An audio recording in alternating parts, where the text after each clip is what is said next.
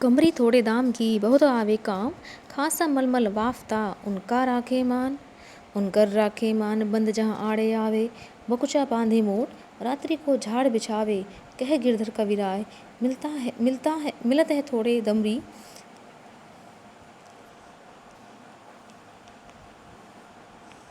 तो देखते हैं वे आगे कहते हैं, यानी कि इस कुंडलिया में उन्होंने मतलब जो कंबल की जो उपयोगिता है उसका वर्णन किया है। तो गिरधर कविराज जी कहते हैं कि कमरे थोड़े दाम की, जो कंबल है वह बहुत ही सस्ता होता है, बहुत आवे काम, लेकिन तो बहुत ही काम आता है। खासा मलमल वाफ्ता, यानी कि मलमल और वाफ्ता जो होते हैं मतलब वो बहुत महंगे कपड़े होते हैं। तो उनका राखे मान, तो जो कंबल है यदि इन सब कपड़ों को उसमें लपेट कर उसमें बंद करके रख दिया जाए तो उनकी सुरक्षा की जा सकती है, यानी कि धूल आ जाए पानी से सुरक्षा करने में इनकी सहायता हो सकती है। बकुचा बांधे मोट, बकुचा यानी कि जो गठरी होती है, यानी कि इनसे इन कपड़ों की गठरी बनाई जा सकती है। रात को झाड़ बिछावे, और जब नींद आ रही हो तो इसको कंबल को झाड़ कर आप इसको बिछा सकते हैं और इस पर आराम से सोया भी जा सकता है। तो गिरधर कविराज जी कहते हैं कि मिलत है थोड़े दमरी, यानी कि बहुत ही कम दामों में ये हमें मिल जाती है, इसलिए कंबल को सदैव अपने साथ रखना चाहिए। एक बार मैं आपको फिर से रिपीट करती हूँ। गिरधर कविराज जी कहते हैं कि जो काली जो कमरी होती, जो कंबल होता है वह बहुत ही कम मूल्य में प्राप्त हो जाता है और यह मलमल और वाफ्ता जैसे महंगे कपड़ों की सुरक्षा करने में बहुत ही सक्षम है। इनकी इसके दौरान सब कपड़ों को, जो महंगे कपड़े हैं उनको सुरक्षित किया जा सकता है।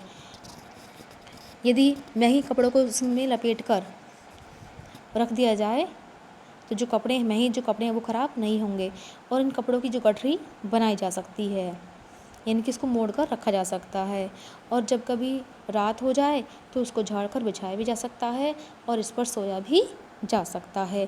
इसलिए गिरधर कविराज जी कहते हैं कि जो कमरी होती है, यानी कि जो काला कंबल होता है वह बहुत ही कम पैसों में मिलता है, बहुत ही कम दामों में मिलता है, इसलिए सदैव इसे अपने पास रखना चाहिए। थर्ड में सब दिन राखे साथ बड़ी मर्यादा कमरी, गुण के ग्राहक सहस नर बिन गुण लहे न कोय। जैसे कागा कोकिला शब्द सुने सब कोय, शब्द सुने सब कोय कोकिला सब सुहावन। दो को एक रंग काग सब भय अपावन। कह गिरधर कविराय सुनहो ठाकुर मन के, बिन गुण लहे न कोय सहस नर गाहक गुण के।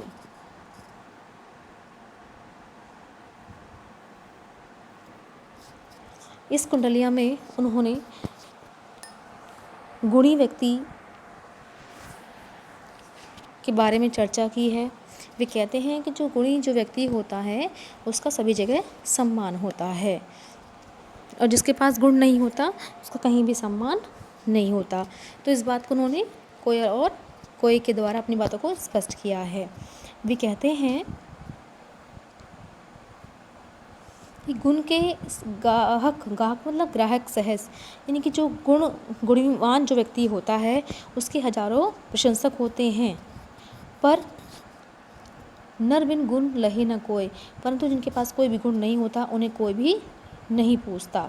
जैसे कागा कोकिला शब्द सुने सब कोय, यानी कि वे कहते हैं कि कोय और कोयल की जो वाणी है उसको सभी सुनते हैं, यानी कि इस बात के दौरान उन्होंने अपनी जो बात है उसको स्पष्ट करते हुए कहा है कि कोय और कोयल का रंग, शब्द सुने सब कोय कोकिला सभी सुहावन, यानी कि इन दोनों की जो वाणी को सब सुनते हैं, लेकिन कोकिला सभी सुहावन, कोकिला जो कोयल होती है उसकी वाणी सभी को अच्छी लगती है, परंतु जो कोय का जो काँव काँव करना है वो किसी को पसंद नहीं आता।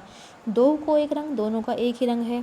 काग सब भय पावन, फिर भी कौवे को सब अपवित्र समझते हैं, उसकी आवाज़ को कोई भी सुनना नहीं चाहता, यानी कि उसकी जो आवाज़ कर्कश जो आवाज़ है वह किसी को पसंद नहीं आती। कह गिरधर कविराय वे आगे कहते हैं, सुनहो ठाकुर मन के। वे कहते हैं कि समाज में केवल यानी कि उन्हीं व्यक्तियों की सराहना की जाती है, उनकी गुणों का आदर किया जाता है जो गुणी होते हैं, जिनके अंदर कुछ गुण होते हैं। यानी कि रंग रूप का समाज में आदर नहीं होता, केवल आदर गुणों का ही होता है और बिना गुणों के किसी का सम्मान नहीं होता। तो गुणी व्यक्ति के जो चाहने वाले होते हैं वो सहस्र नर ग्राहक उनके बहुत ही सारे होते हैं। आइए फिर से एक बार स्पष्ट करते हैं कि इस कुंडलिया में गिरधर कविराज जी कहते हैं कि संसार में सर्वत्र गुणी व्यक्ति का सम्मान होता है। गुण के जो प्रशंसक होते हैं वो हजार होते हैं, परंतु ऐसे व्यक्ति को कोई नहीं पूछता जिसमें अवगुण होते हैं। इसलिए उन्होंने कोय और कोयल के द्वारा अपनी वाणी को बात को स्पष्ट करते हुए कहते हैं कि कोय और कोयल का रंग दोनों ही काला है, किंतु कोयल की वाणी को सभी सुनना पसंद करते हैं, कोय की वाणी को कोई भी सुनना पसंद नहीं करता। इसलिए गुण केवल यानी कि जो सम्मान होता है वह केवल गुणी व्यक्ति का होता है।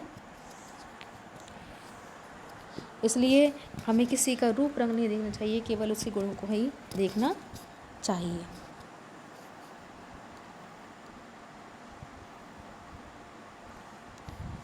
तो बच्चों आज बस इतना ही। नेक्स्ट सेशन में हम पढ़ाएंगे आपको next paragraph. So thank you and have a nice day.